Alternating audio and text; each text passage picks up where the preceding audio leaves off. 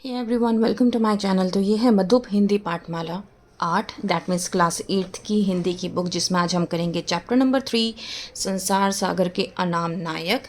तो अनाम का मतलब होता है जो कहीं खो गए हों, जिनका कोई नाम ना हो। ठीक है। जैसे कि आप देखते हैं कि कोई भी अच्छा काम करता है तो उसको बहुत नाम हो जाता है। यूट्यूबर्स देख लो या फिर आप कोई भी फिल्म स्टार देख लो, लेकिन कुछ ऐसे लोग भी होते हैं जो बहुत अच्छा काम करते हैं लेकिन उनका नाम नहीं होता है। तो आज हम उन्हीं लोगों के बारे में बात करेंगे। तो नायक का मतलब तो आपको पता ही है, हीरो, राइट। तो उद्देश्य क्या है इस चैप्टर को पढ़ने का? प्राकृतिक संसाधनों का महत्व समझाना, कि नेचुरल जो हमें नेचर से मिलता है वो कितना इम्पॉर्टेंट है।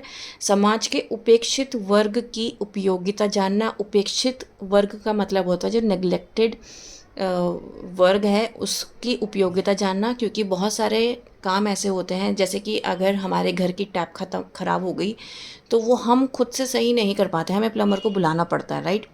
लेकिन प्लम्बर की कोई वैल्यू नहीं है हमारी नज़रों में। रीज़न क्या है?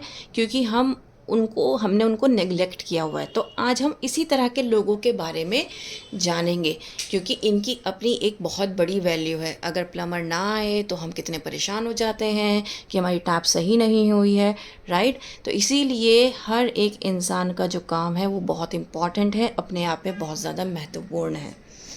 बढ़ते प्राकृतिक असंतुलन के कारणों के प्रति जागरूकता लाना, कि भाई अगर आप नेचर से अगर रेगुलर पेड़ काटते रहोगे तो एक इम्बैलेंस हो जाएगा नेचर में, जिसकी वजह से क्या होगा, वो ऑटोमेटिकली हमें ही हार्म करेगा, राइट। कैसे? क्योंकि आपको पता है कि पेड़ जितने ज़्यादा होंगे वहाँ की जो हवा है वो बहुत साफ़ सुथरी होगी। लेकिन आज के टाइम पे आप देख रहे हो कि पॉल्यूशन बहुत ज़्यादा हो रहा है, क्योंकि पेड़ बहुत ज़्यादा काटे जा रहे हैं, तो हवा क्लीन नहीं हो पा रही है। तो ये एक बहुत बड़ा एग्जाम्पल है इसका।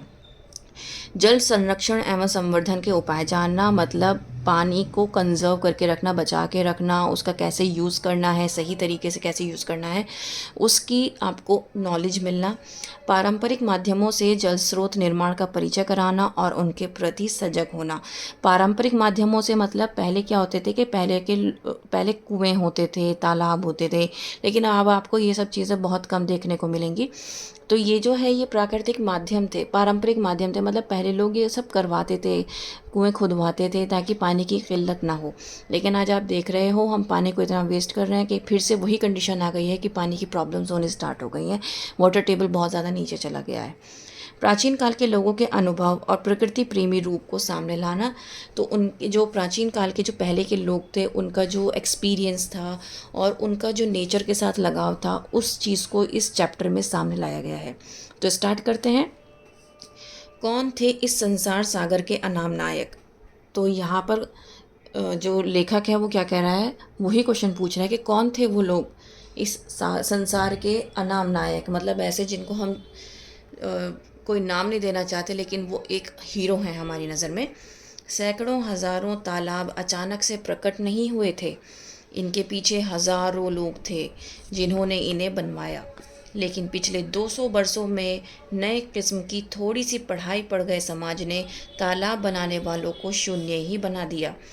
तो यहाँ पर लेखक क्या कहता है कि सैकड़ों हज़ारों जो तालाब थे वो खुद से नहीं बने थे, उनको बहुत जो उनके पीछे कौन थे, हज़ारों लोग थे जिन्होंने उन्हें बनाया था।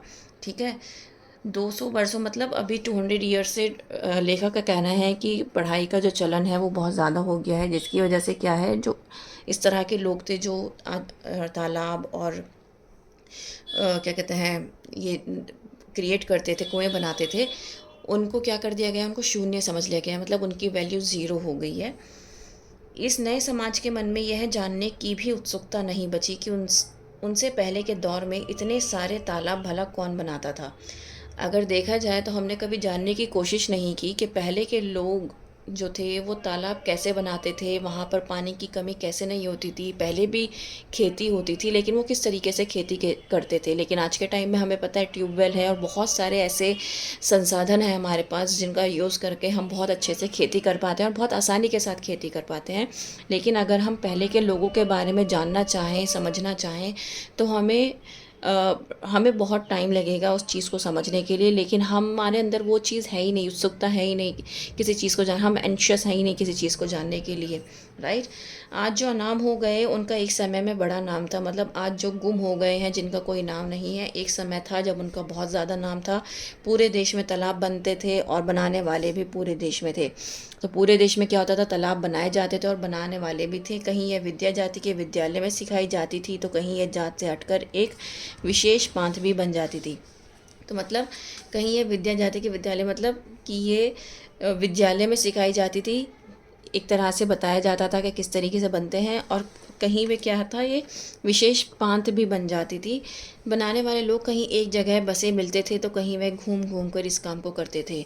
तो यहाँ पर बनाने वालों के बारे में बताया गया है कि बनाने वाले कुछ लोग ऐसे भी होते थे, जो एक उनकी सोसाइटी होती थी, एक उनका एक पूरा मोहल्ला होता था, लेकिन कुछ ऐसे लोग भी होते थे जो घूम घूम कर तालाब को बनाते थे। गजधर एक सुंदर शब्द है तालाब बनाने वालों को आदर के साथ याद करने के लिए। तो गजधर कौन है? गजधर हैं जो तालाब बनाने वाले थे, उनको आदर के साथ एक नाम दिया गया है, गजधर। राजस्थान के कुछ भागों में यह शब्द आज भी बाकी है। गजधर यानी जो गज को धारण करता है, मतलब वो देख के बता देता है कि यहाँ पे पानी है या नहीं। और गज वही जो नापने के काम आता है, लेकिन फिर भी समाज में इन्हें 3 हाथ का लोहे की छड़ लेकर घूमने वाला मिस्त्री नहीं माना। गजदर तो समाज की गहराई नाप ले, उसे ऐसा दर्जा दिया गया है।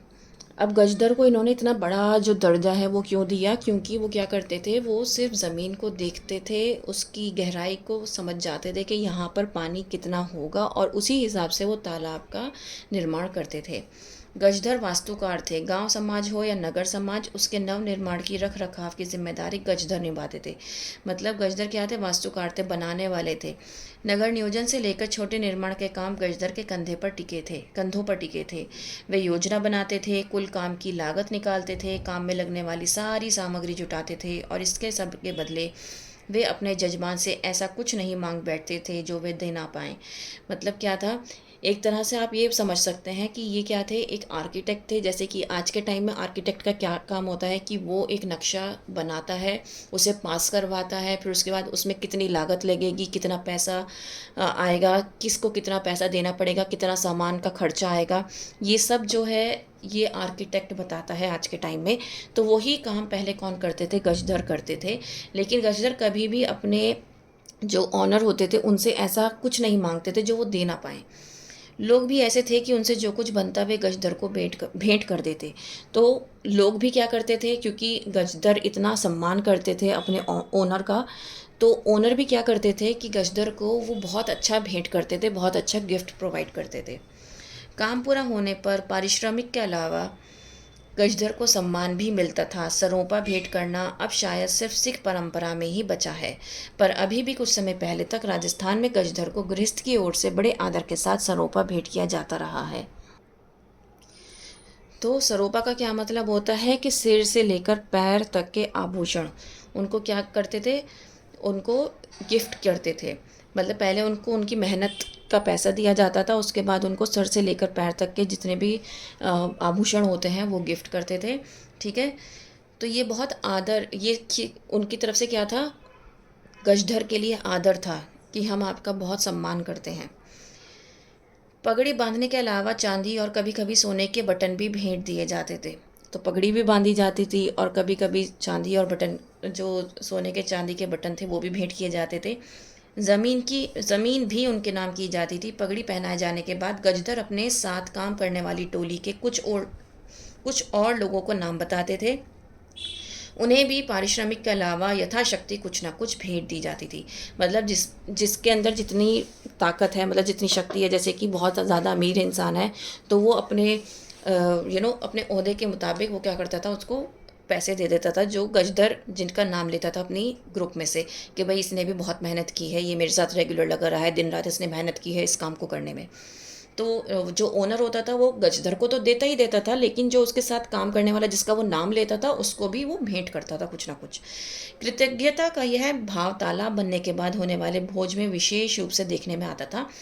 तो मतलब ये जो एक था ना कि ग्रैटिट्यूड वाली जो सिचुएशन थी, ये कब मिलती थी, जब तालाब क्रिएट हो जाता था, बन जाता था, उनका सारा काम हो जाता था, उसके बाद उनको भोज दिया जाता था, खाना दिया जाता था, और उसी टाइम पे ये सब चीज़ें उनको प्रोवाइड की जाती थी, उनको गिफ्ट्स दिए जाते थे। तो ये सब चीज़ उस टाइम पे देखने को मिलती थी। अभ्यस्त आंखों अभ्यस्त आंखों का सुंदर उदाहरण थे गजधर।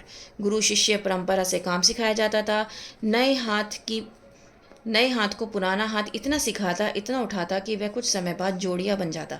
तो यहाँ पर क्या बताया गया है, अभ्यस्त आंखों का सुंदर उदाहरण थे गजधर, मतलब उन्होंने गजधर जो थे वो एक बहुत अच्छे तरीके से अपने आप को लेकर चलते थे। गुरु शिष्य वाली परंपरा थी।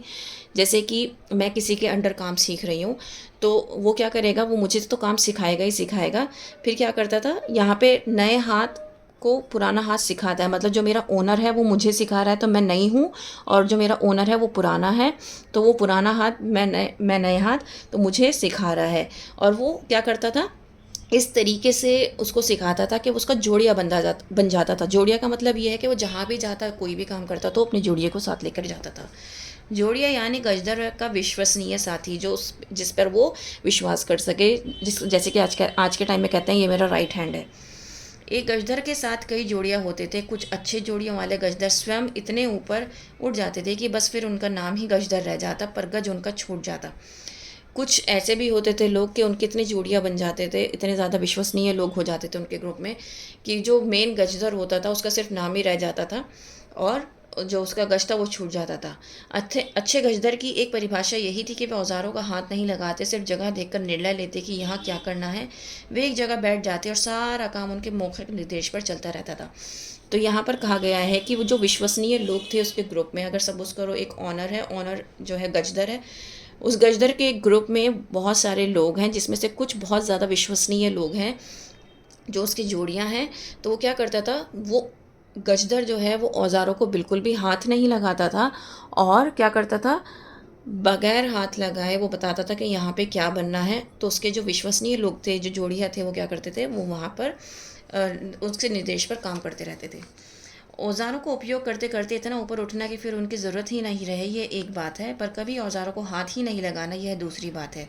ऐसे सिद्ध सिरभाव कहलाते थे।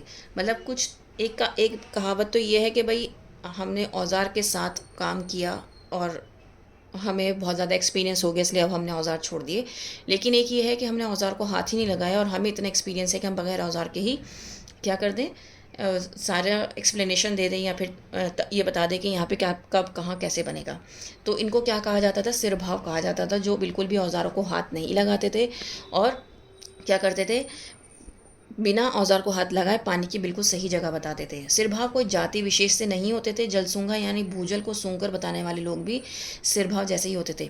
तो जलसूंघा भी एक जैसे कि हमने अभी तक गजधर के बारे में पढ़ा, अब हम सिरभाव और जलसूंघा के बारे में पढ़ रहे हैं।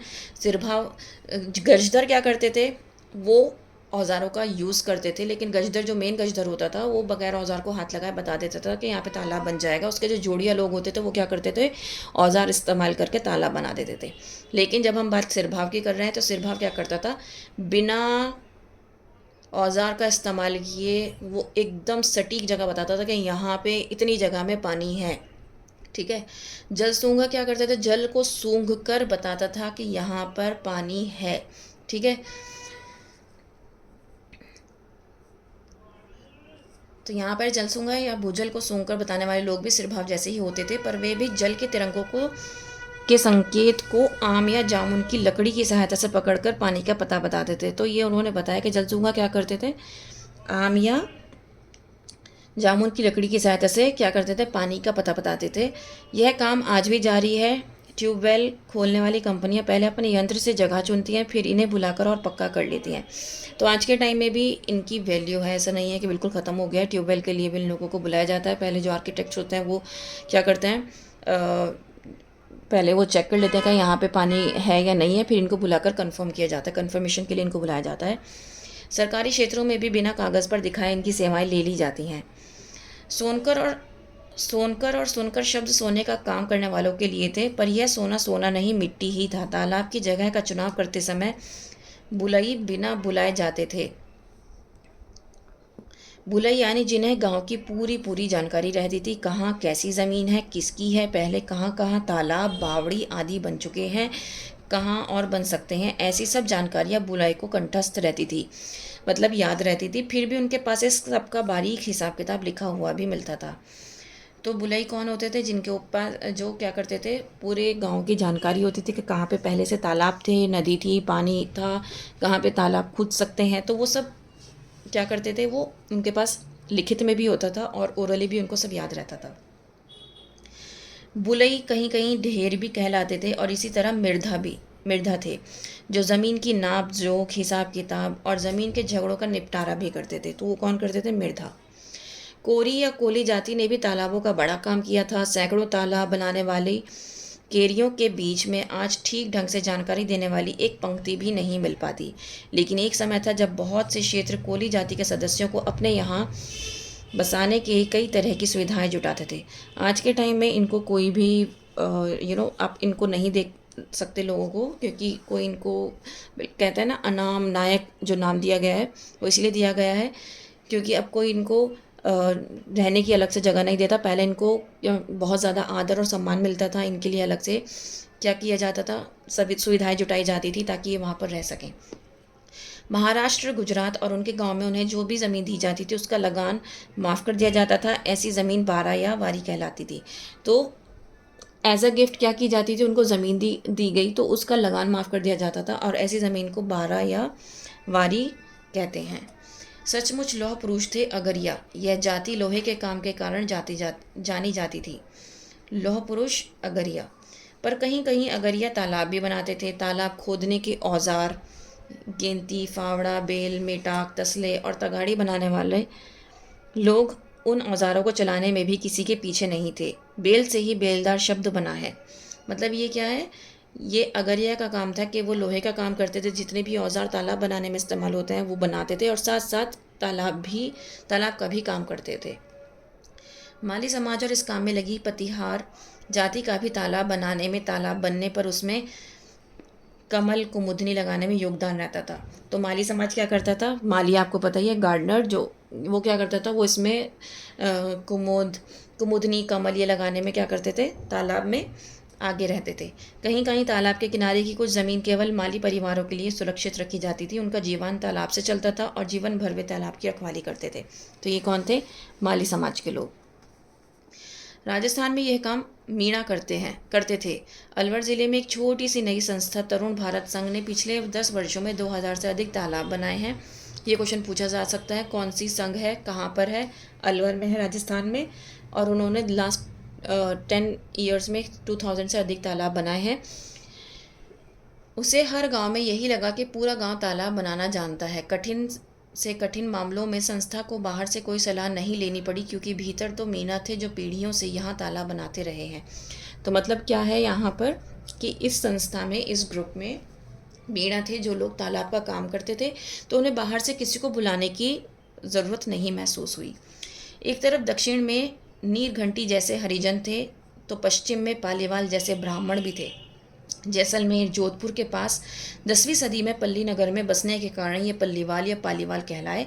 इन ब्राह्मणों को मरुभूमि जैसे रेगिस्तान वाला एरिया में बरसने वाले थोड़े से पानी को पूरा तरह से रोक लेने का अच्छा कौशल सध गया था। मतलब ये क्या करते थे, अगर थोड़ी सी बारिश हो गई तो उस पानी को, बारिश के पानी को भी क्या करते थे, रेगिस्तानी वाले इलाके में वो उसको पानी को रोक के रखते थे। ये उनके पास एक कौशल था उनके पास।